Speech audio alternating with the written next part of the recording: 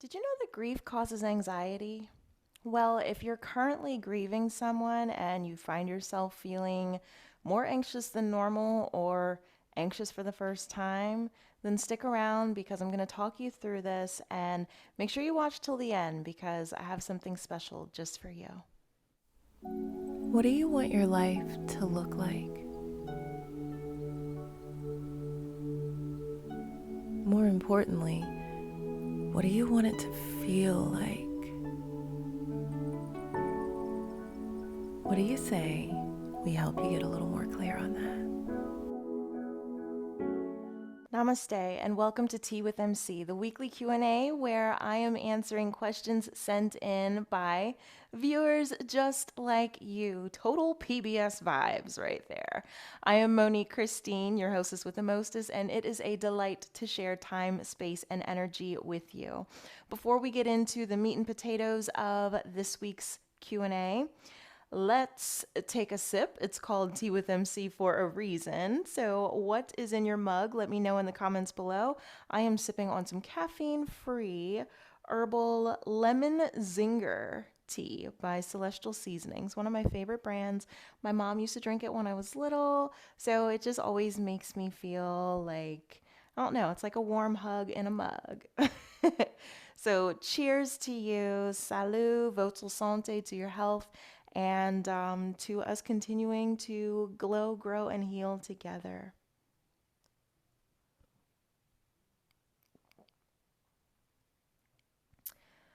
Ah, so good. All right. If you would like to have one of your questions answered, then all you have to do is head to glowupwithmc.com/contact, or you can email me glowupwithmc@gmail.com. Okay, I'll make sure that I put both of those in the description box below. Now, this week's question was sent in from a lovely woman. I will not be sharing her name for privacy's sake, but before I share her question, I want to say to you who sent in the question, thank you. We'll call you Lady V, okay? You know who you are. Thank you so much for sending your question in. Thank you for being brave enough to ask something that would put you in such a vulnerable space during such a sensitive and tough time. I mean, let's just call a spade a spade. Please know that I love you, that my heart and prayers are with you. I'm praying with you and for you, and you're not alone. I want you to also know that you asking your question is not only brave for you, but you are going to help countless other souls who are going to watch this video and find something that's going to help them move through their process as well. So I hope that that makes your heart smile a bit because it's a big freaking deal and it should be celebrated. I celebrate you for sure. All right, so Lady V's question is, how do I control my anxiety? I'm grieving mom. This one hits home. My mom is still with me, but I did gain a new angel. My dad passed in March of 2020, and that wound is still very, very, very fresh. So you're also helping me by talking through this stuff. First, it's important to understand that grief can cause anxiety. Now, in 1969, a woman by the name of Elizabeth Kubler-Ross wrote a book called On Death and Dying. And in that book, she shared that grief could be broken down into 5 stages, which are, I have some notes here. Excuse me, not trying to be rude. Just want to be thorough. So the 5 stages are denial, anger, bargaining, depression, and acceptance. But since writing that book, other experts in this field have come to realize that anxiety should be considered one of the stages of grief. In fact, a woman by the name of Claire Bidwell Smith wrote a book in 2018 called anxiety, the missing stage of grief, where she goes on to share how anxiety is related to grief and how grief can cause anxiety. And as a matter of fact, there's a term for it. It's called grief-induced anxiety. So the way that grief-induced anxiety works is that when we lose someone, when we are grieving a loved one, and specifically right now, I'm talking about someone who has transitioned, someone who is no longer living on this plane of existence. I'm not talking about, like a breakup, an end of a relationship, but the finality that comes along with someone actually transitioning from this plane of existence to the next. Because energy does not die, it simply changes. So our loved ones, it's not that they actually die, they just change their form, and that's why we can feel them around us. But what happens when we lose a loved one, whether they were ill for a long time before their death, or if it was a sudden passing, that is a traumatic experience. And it doesn't matter how long you've known this individual. It doesn't matter if you're related by blood or not. When a loved one dies, that is traumatic. You now have to face your new reality and the finality of this person no longer being in a state where you can physically see them, where you can hear them, where you can touch them. Okay? And it's like it's almost like you're starting over with life, because there was life as you knew it when they were alive, and now you have to learn how to live with this person not being around. Your day-to-day life is impacted. So not only is your day-to-day life changed, but now fear comes in. You become more aware of your own mortality, and you start to fear your mortality. When we lose a loved one, we realize, or we're reminded, how much control we don't have. We're reminded how temporary this thing called life is, and that at any moment, that could be your last moment. So now you start to fear for your mortality. You start to fear when you'll lose another loved one. And that's where the anxiety comes in, the fear and the worry. You start to worry about your own health. What can you do to prolong your health? We cannot stop death, but there are things that we can do to prevent premature death. Now, if this anxiety goes unaddressed, if you just sit in your anxiety, then a number of things can happen. Not good things. It can snowball. It can turn into depression, okay? Because depression lives in the past, and you'll start ruminating over the circumstances surrounding the death. Last moments, last conversations. What could you have said differently? What didn't you get the chance to say? What did you say that you wish you could take back? You may start to blame yourself. Well, if I would have done this differently, then maybe they'd still be here right now. There's so much that runs through your mind and through your energy body as well when you lose a loved one.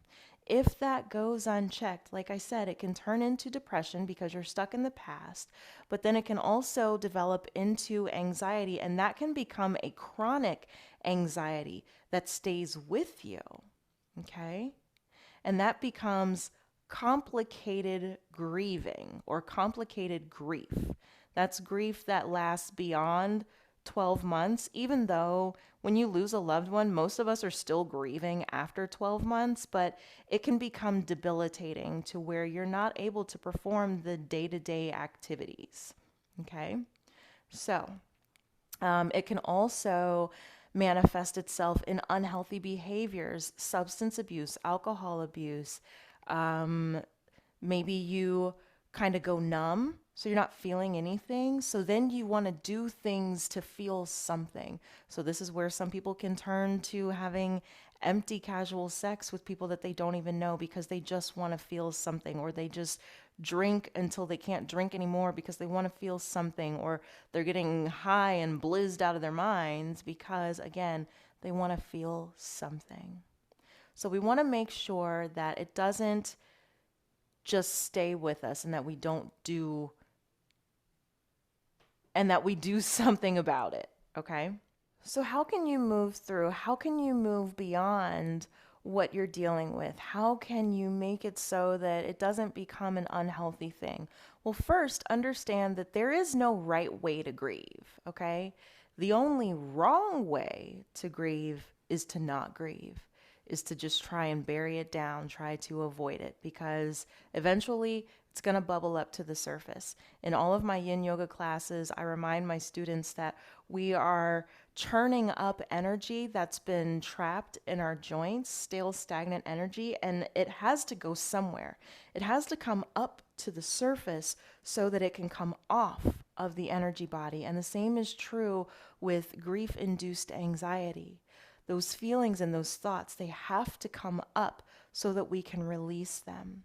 So the first thing that you want to do is find support.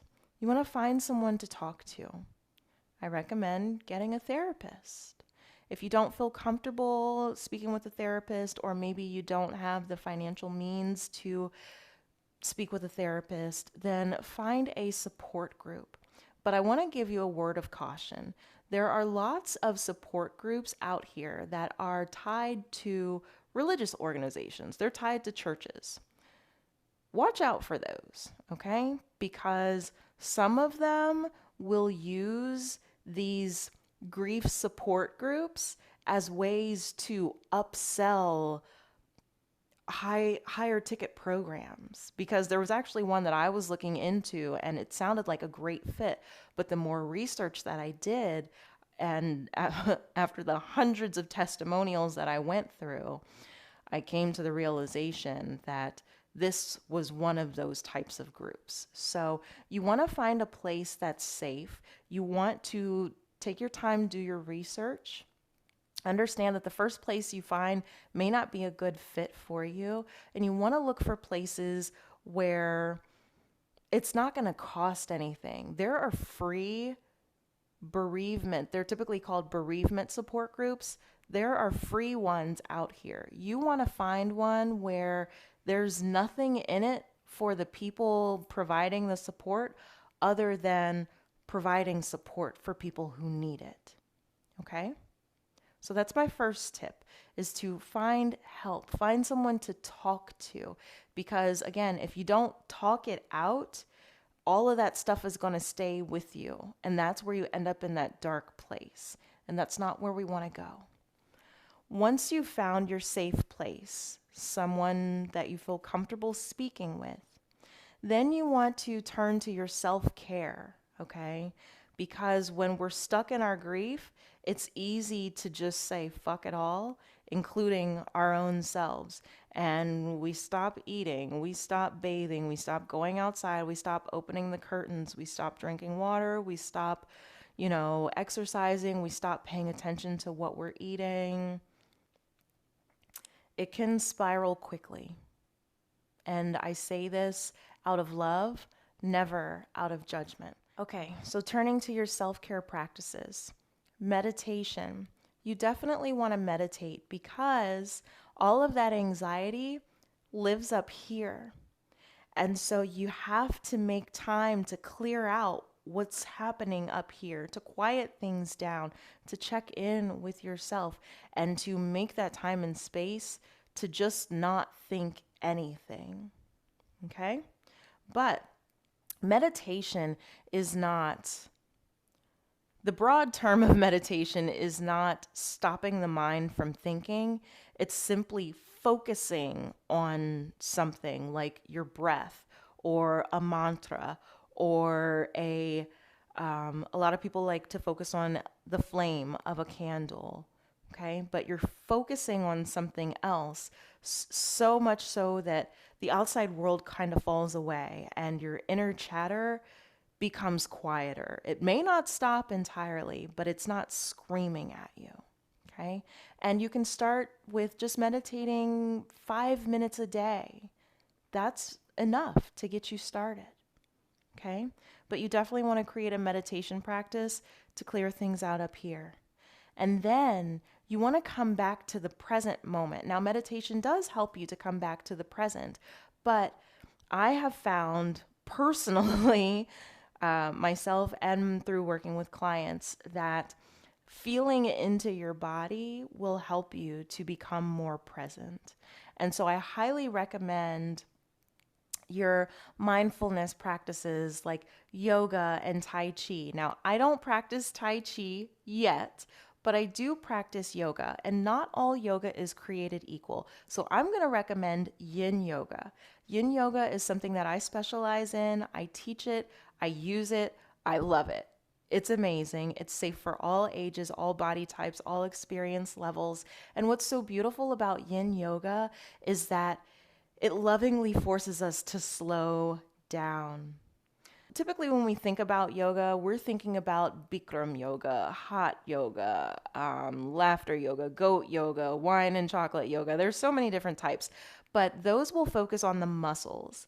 And so in a 60-minute yang style yoga class, you could literally move into and out of more than 100 poses. I am not exaggerating. I've counted it. It's real.